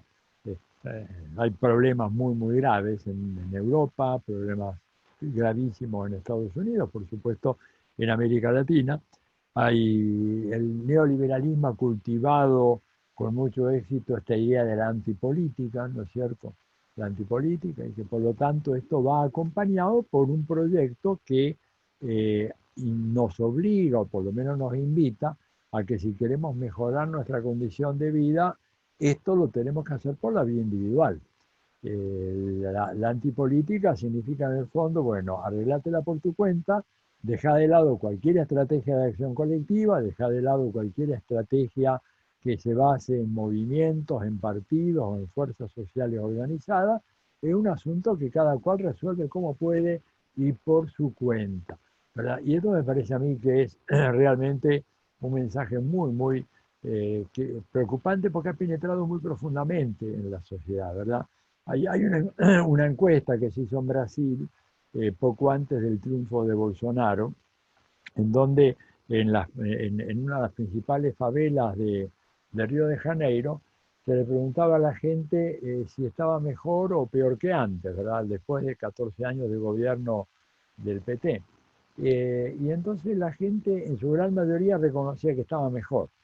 Cuando en la encuesta se le decía muy bien, díganos a qué atribuye esta mejoría, la respuesta típica era la siguiente: en primer lugar, a Dios. Dios me ha ayudado y por lo tanto he podido salir de la situación en la que me encontraba. En segundo lugar, a mi esfuerzo personal, que yo le he dedicado, digamos, con cuerpo y alma a tratar de superar la situación previa. En tercer lugar, a mi familia, que me acompañó en este proceso muy duro, que me dio el apoyo psicológico, la contención que necesitaba. Y en cuarto lugar, sí, por cierto, algunas políticas del gobierno, alguna ayuda del gobierno. Bueno, en realidad, todas las tres primeras razones tenían un peso mínimo, o hubieran tenido un peso absolutamente negligible, de no ser que se ubicaran en un contexto marcado por las políticas de hambre cero, de promoción social del gobierno de Lula y de Dilma. Pero esto les hablo a ustedes de los alcances que tiene esta idea del neoliberalismo, de la antipolítica, el desprecio a la política, que hace que cuando a uno le va bien, en realidad esto es porque, bueno, Dios, yo mismo, mi familia, pero nada que ver con el gobierno. Entonces creo que ahí tenemos nosotros algunos elementos importantes para considerar. En primer lugar, la conciencia absoluta de que la supervivencia de la democracia, y mucho más de una democracia merecedora de ese nombre, una democracia que tiene que cambiar para bien a la sociedad, ¿verdad? Porque si la democracia no tiene capacidad de cambiar para bien, realmente, bueno, podemos preguntarnos, está bien, es mejor vivir bajo una democracia, aunque sea ineficiente, y no bajo una dictadura que encima va a empeorar las cosas, va a acentuar la desigualdad, la exclusión social, y encima va a aplicar un régimen de control violento de la población. Pero hay una cosa que es fundamental: los gobiernos democráticos deben procurar que nuestras sociedades se conviertan en sociedades más igualitarias. Cuando uno analiza las transiciones democráticas latinoamericanas desde los 80 para acá, lo que comprueba, ¿verdad?, con mucho dolor, es que son sociedades que se han hecho cada vez más desiguales. Esta es la triste realidad. Empecemos con el caso de la Argentina. La Argentina salió ahora hace unos días un informe diciendo de que con la pandemia se había profundizado un poco la desigualdad económico-social, y que en el momento actual entonces el 10% más rico era 25 veces más rico que el 10% más pobre. Es una cifra realmente muy preocupante. Pero lo notable es que cuando comienza la democracia, la recuperación democrática de la Argentina, a finales de 1983, o sea, el legado de la dictadura había dejado una sociedad en donde el 10% más rico era 13 veces más rico que el 10% más pobre. O sea, lo notable del caso es que luego de casi 40 años de democracia, en la Argentina tenemos un nivel de desigualdad social que es casi el doble al que teníamos cuando iniciamos la transición democrática. Y esto me lleva a mí a ser muy crítico de la transición, porque esta tendencia más no es solamente que se dio en la Argentina, se dio también en España, se dio muchísimo más todavía en Chile. Chile, que era un país que cuando cae el gobierno de Salvador Allende tenía uno de los índices más notables de igualdad económico-social, y donde se había reducido esta diferencia de ricos y pobres, en este momento es el octavo país más desigual del mundo y está en la misma situación que Ruanda. O sea, ¿cómo es posible? Y todo el mundo habla de la transición democrática exitosa en Chile. ¿Qué clase de transición? ¿Transición hacia dónde? Estamos transitando hacia una sociedad mucho más desigual, a una sociedad a dos velocidades, como lo dicen en Europa, en donde hay un sector digamos, la tercera parte, el tercio superior que más o menos se acomoda, y el 2/3 restante que está dejado librado a la mano de Dios. En el caso de Brasil, las cifras son escandalosas. ¿Recuerdan lo que les decía yo de las generaciones que se requerían para que una persona nacida en las clases populares pudieran llegar a nivel medio? Bueno, en la Argentina era 6, junto con Chile, Estados Unidos y Francia. En Brasil son 10 generaciones. Entonces, esto habla de que evidentemente acá las democracias no han funcionado. Entonces uno tiene que preguntarse, bueno, ¿pero por qué no? Bueno, porque una democracia al interior de un Estado capitalista y es un desajuste estructural que no tiene conexión. Porque ¿cuál es la lógica del Estado capitalista? Bueno, reproducir las relaciones capitalistas, reproducir la primacía de la clase dominante, reproducir la primacía de los sectores más ricos, poderosos y concentrados de esa sociedad. Todas las instituciones, las normas, la carrera burocrática en el Estado, el personal que ocupa los aparatos del Estado, la legalidad, ¿no es cierto?, que se ha venido construyendo por años, tiende a generar esta situación, en donde todo funcione para que los ricos vivan cada vez mejor. La noticia que salió hoy en todos los diarios de que el presidente Trump, un multimillonario o billonario, como le llaman en Estados Unidos, resulta que pagó de impuestos $750 por las ganancias personales que tuvo en el año 2019. Y esto me hizo acordar de que yo vivía en Estados Unidos como estudiante en el año 1974. Yo estuve choqueado, quedé choqueado, porque leí las declaraciones de impuestos de Nixon, que fue la última que hizo, en donde él había pagado menos impuestos que yo como estudiante. Yo tenía una beca misérrima que apenas me permitía sobrevivir, sin embargo, pagué yo más impuestos que el presidente de Estados Unidos. ¿Qué dice esto? Que aunque un gobierno popular se encarame en el aparato del Estado, el funcionamiento del Estado no responde necesariamente a las órdenes, a las directivas emanadas de un nuevo grupo gobernante. Esto le pasó a Salvador Allende en Chile. Y por eso creo que acá a veces hay mucha confusión desde las clases populares, la coalición, el Frente de Todos llegó al poder. No. Al poder no hemos llegado ni remotamente. Hemos llegado al gobierno. Ahora, ¿cuán cerca del gobierno está el poder? Yo quiero decir lo siguiente, si hay alguna tendencia que se ha hecho clara en los últimos 30 años es que el poder se ha ido alejando de los gobiernos en todo el mundo. Que si antes el poder estaba relativamente al alcance de los gobiernos, en España, en Francia, en Italia, en el Reino Unido, en Estados Unidos, en Canadá, en Japón, donde quiera, hoy en día el poder se ha alejado mucho más. Ha llegado a ser casi inalcanzable para los gobiernos, ¿verdad? ¿Por qué? Porque, a ver, ¿qué gobierno le pone el cascabel al gato de la oligarquía mediática?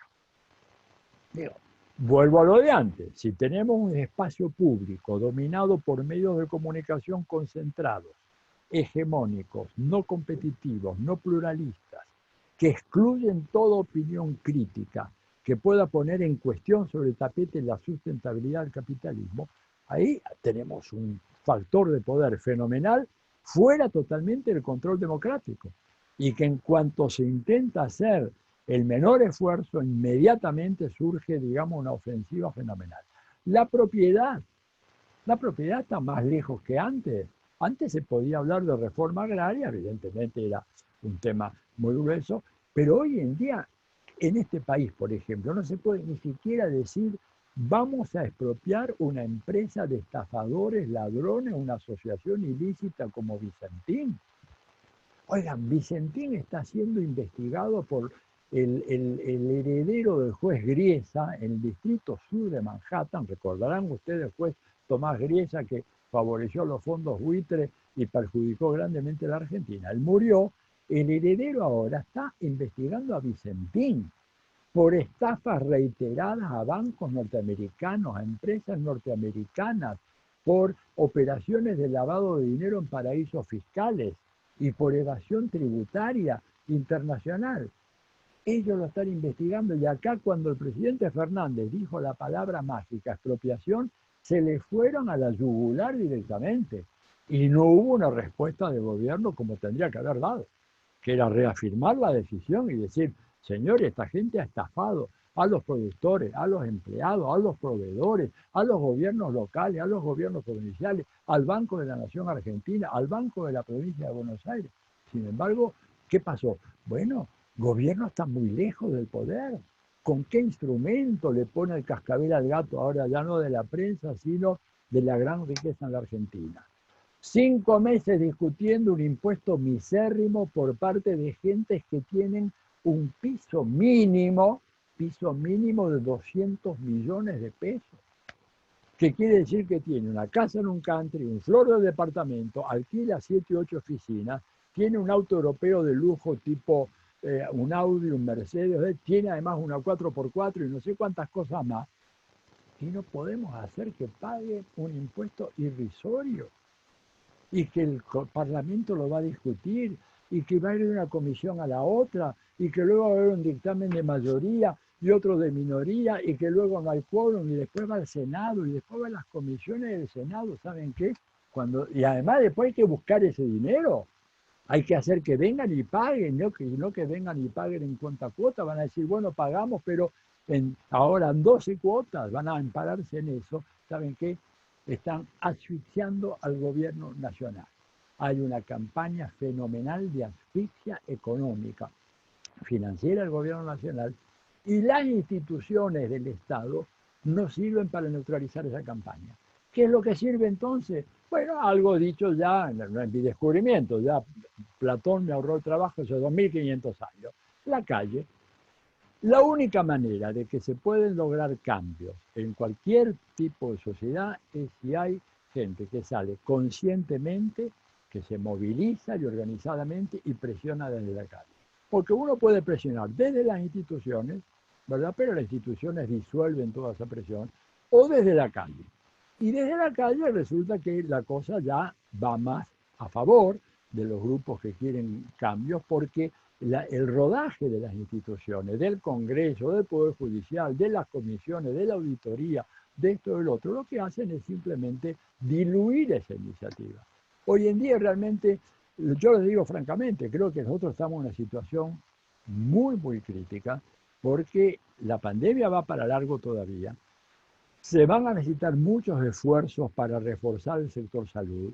Yo conozco bastante al sistema médico acá en la ciudad de Buenos Aires y un poco en el área metropolitana. Tengo muchos amigos médicos que están laboratoristas, etc. Me dicen, Atilio, está el personal exhausto, extenuado, no dan más. Y encima le pagan 2,50 pesos. Esa es la otra cosa. ¿Y por qué paga tan mal el Estado? Bueno, porque es un Estado pobrísimo. Los estados en América Latina son estados pobres. Pero fíjense ustedes que quien denunció eso, ¿verdad? Aparte de algunos personajes que ya conocemos, pero por ejemplo, quien le dijo eso en su cara al presidente Alberto Fernández fue nada menos que Angela Merkel, a la cual no podemos acusar de chavista o de marxista o de populista. Le dijo, el problema que tienen ustedes en América Latina, le dijo, no solo Argentina, es que allá los ricos no pagan impuestos. Claro que no, tiene razón Angela Merkel. Tiene razón, acá los ricos no pagan impuestos.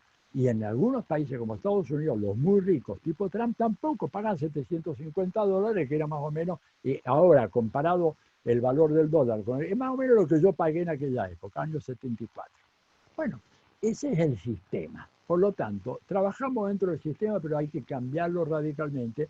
Y para cambiarlo necesitas la calle, necesitas la concientización, la batalla de ideas, que dijo Fidel, ¿verdad? Y disciplina organizativa. A ver, los egipcios se sacaron de encima Mubarak, que era una dictadura sostenida por Estados Unidos, Israel y Arabia Saudita, que tenía 30 años de vigencia, simplemente porque durante 1 mes y medio había 1 millón de personas que todas las tardes iban a la plaza principal del Cairo y se quedaban ahí. Y los aporreaban, los corrían, los gaseaban, pero volvían, y finalmente se tuvo que ir Mubarak. Y lo mismo allí ¿cómo se llama? En Túnez, ¿verdad? Bueno, este es el ejemplo. Si la gente no tenemos esa capacidad de salir, estamos liquidados o tenemos muy pocas chances de controlar el peso de estos poderes. Además, porque el tema ideológico, acá se mencionó el tema del neopentecostalismo. Claro, un problema muy fuerte.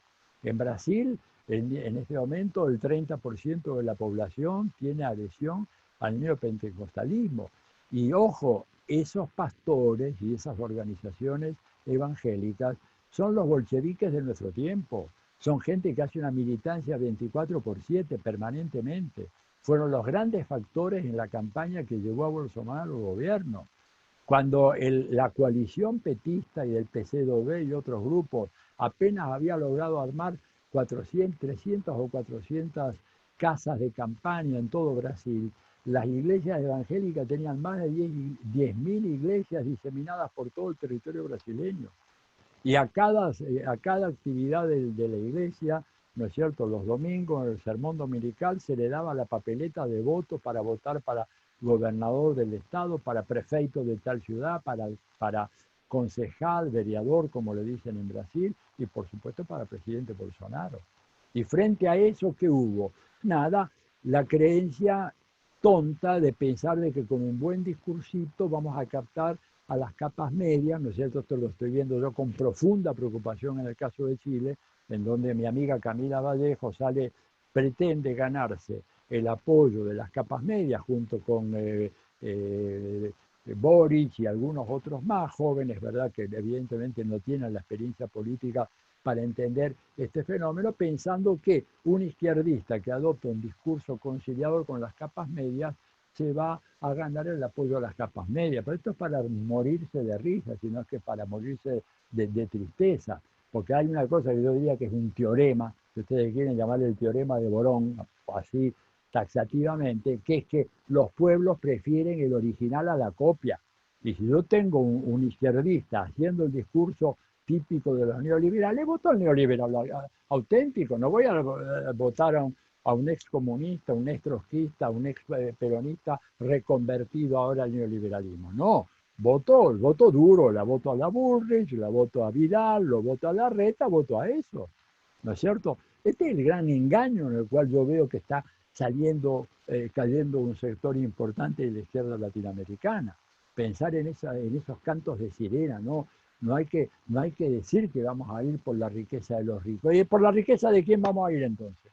¿Cómo se resuelve este problema? O sea, acá el problema fundamental es un estado de una pobreza absoluta, una pobreza recoleta. Acá debe haber más de uno que sea becario de CONICET o de investigador de CONICET. ¿Cuánto le están pagando? Pregúntense cuánto le pagan a un profesor universitario. En este momento quisiéramos nosotros tener un sindicato como el de los camioneros, por lo menos, digamos, tenés ahí una remuneración en serio, digamos, y hay una pelea en serio. ¿Por qué? Bueno, porque saca los camiones a la calle y necesitamos esos camiones. Y lo vamos a necesitar esos camiones, a ver que les quede claro, porque a la salida de la pandemia, si esto fracasa, acá lo que se viene no es Macri y el bailecito en el balcón de Perón. Lo que se viene es una cosa muy dura, muy represiva, un retroceso social y cultural impresionante. Mirémonos en el espejo de Bolsonaro y de Brasil.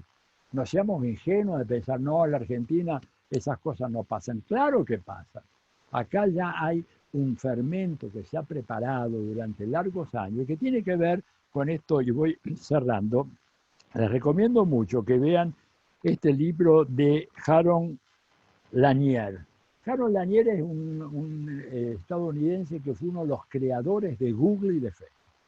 Y el tipo ahora está horrorizado, diciendo, hemos creado un monstruo. Él escribió un libro que se llama 10 razones para borrarte de las redes sociales de inmediato. Y él lo que dice que hoy en día las redes sociales, y fundamentalmente Facebook, pero también las otras, son grandes emporios de modificación de conducta.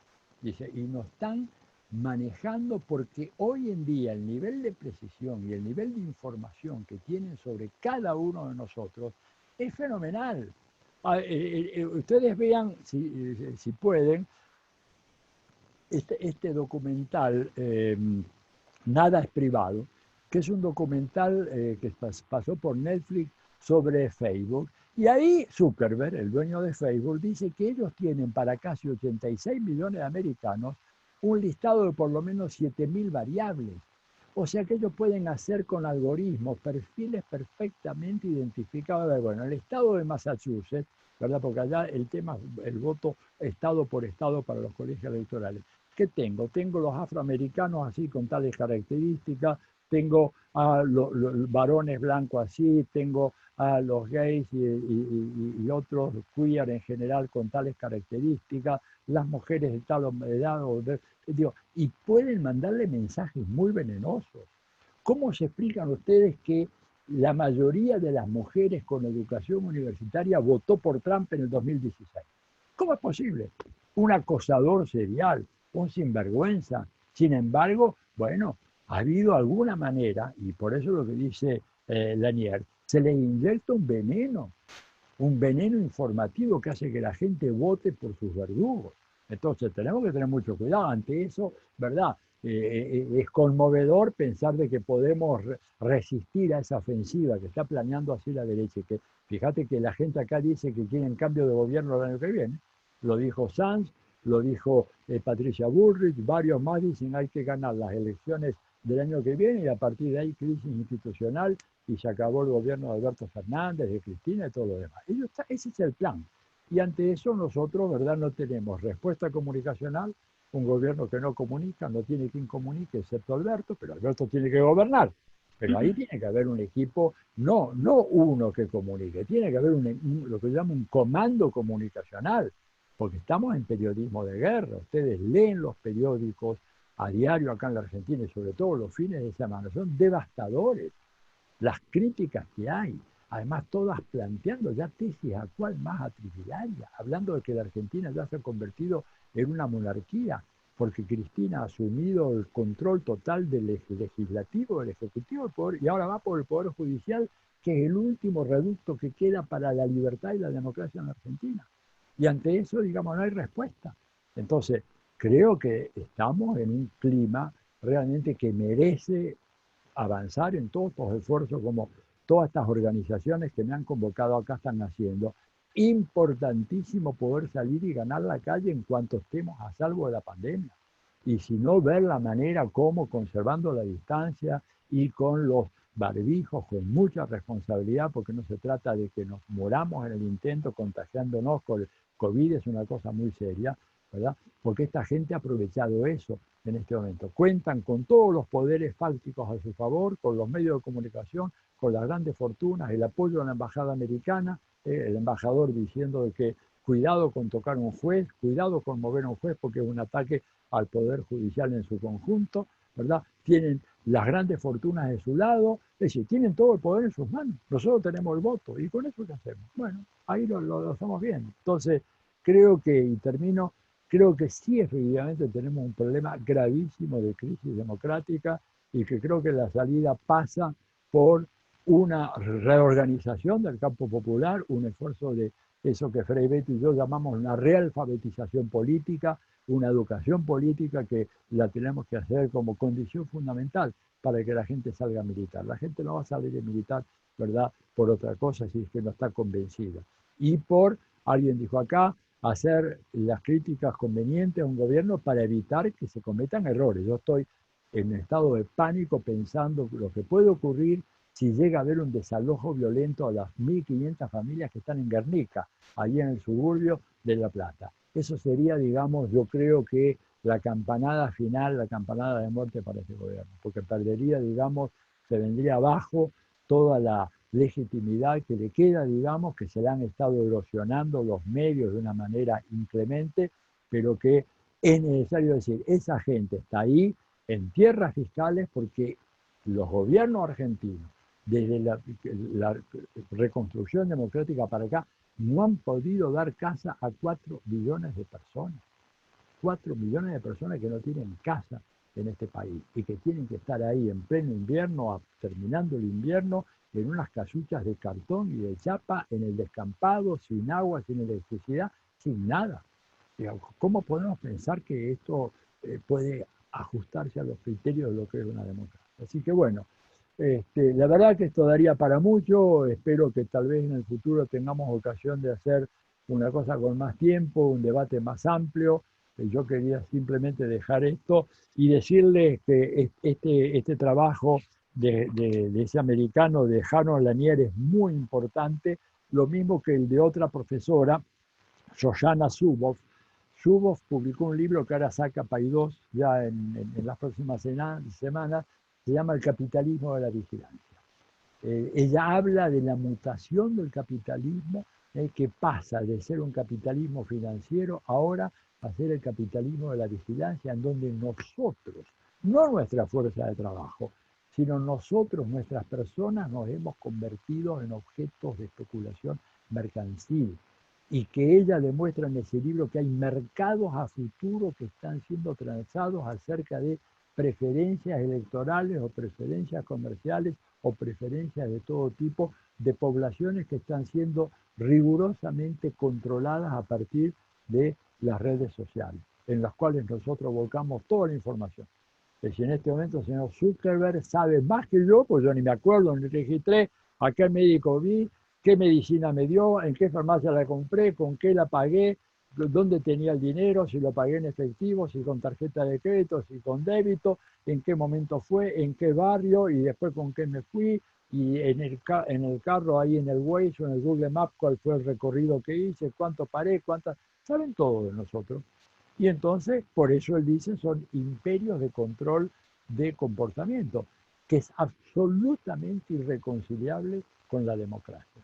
Entonces, o ponemos eso en caja o seremos, digamos, esclavos alegres que nos manejen por la televisión con todas esas tonterías mal llamadas entretenimiento que nos da la televisión para embaucarnos, para que estemos cada vez más desinformados, cada vez más embrutecidos, cada vez menos capaces de formularnos preguntas significativas para nuestras vidas.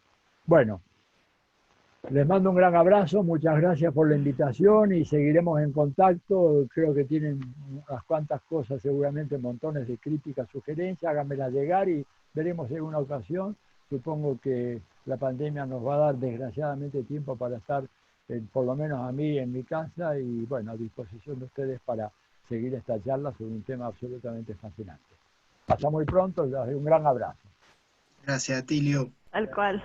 Adiós. Gracias, Atilio. Muchísimas gracias Muy bien. por la luz de todos los conceptos, junto con Gisela y junto con el compañero Guillermo, digamos, de esto de salir a la calle, de salir y de plantearle a los que están más arriba, por decir de esta forma, y sugerencias, reclamos, y hacerlas llegar también desde cualquier medio que tengamos posible. Aprovechando esto, bueno, salir a la calle mañana y pasado, 29:30, al caravanazo por la no propuesta, para no tratar de bajo ninguna forma el proyecto de ley de educación acá en Mendoza. Así que bueno, está el cartelito atrás, los invito a todos y a todas para que asistan. No sé si, Casito, querés cerrar. Adiós, Gracias, Atilio. gracias. Muchas gracias. Gracias, que esté muy bien. Bueno, Gracias. agradecerle a todos los que han estado conectados en toda la transmisión. Hemos tenido un promedio de 70, 80 personas todo el tiempo conectadas, más la gente que se ha sumado por YouTube. Han quedado varias preguntas ahí en el tintero. Agradecerle enormemente a Gisela y a Guillermo por darse el tiempo. Vamos a subir el video, va a estar grabado en el canal del Movimiento Arturo Roy. Y decirles que las preguntas que quedan ahí van a ser transmitidas a los exponentes y la idea es poder seguir y continuar con los diálogos, así que pronto desde el Arturo Roy y desde los demás espacios vamos a estar compartiendo iniciativas en este sentido. Infinitas gracias, Cele, gracias por el trabajo, y bueno, será hasta otra vez. Gracias a todos. Un abrazo grande. Gracias, compañeros, compañeras. Gracias, compas. Muchas gracias. Muchísimas gracias a todos, a todas. Che, bueno, la verdad que quedan cosas para debatir. Quedan muchas puntas, sí, quedan muchas puntas, muchos conceptos para seguir hablando. Me quedo con una frase, dice Marcela, que dice: ningún proceso y conquista es reversible si no puesto a prueba constantemente. Genial, dice ahí para que la patente. Muy, muy piola.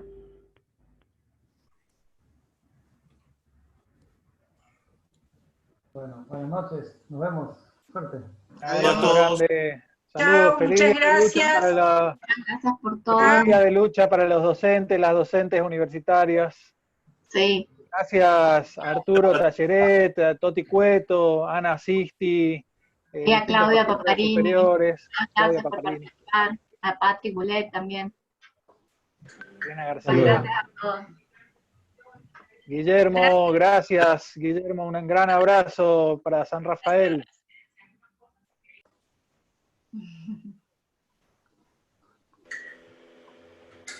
Hasta podríamos hacer una pijamada, se me ocurre en algún momento No. con los compas, porque es tan interesante y tan rico que hasta uno va aprendiendo de diferentes modos y de conceptos. No piensa, dice, digamos, hasta esos conceptos, digamos. Muy buena salió la actividad, la verdad. Mucho hilo para seguir debatiendo. Excelente, compas. Gisela, te jugó en contra la conectividad en un momento. Sí, qué bajón, la verdad es que no sé muy bien hasta dónde se habrá seguido el hilo, no sé en qué momento se cortaba o no, porque Se entendió. Te logramos captar. mi video seguía funcionando, entonces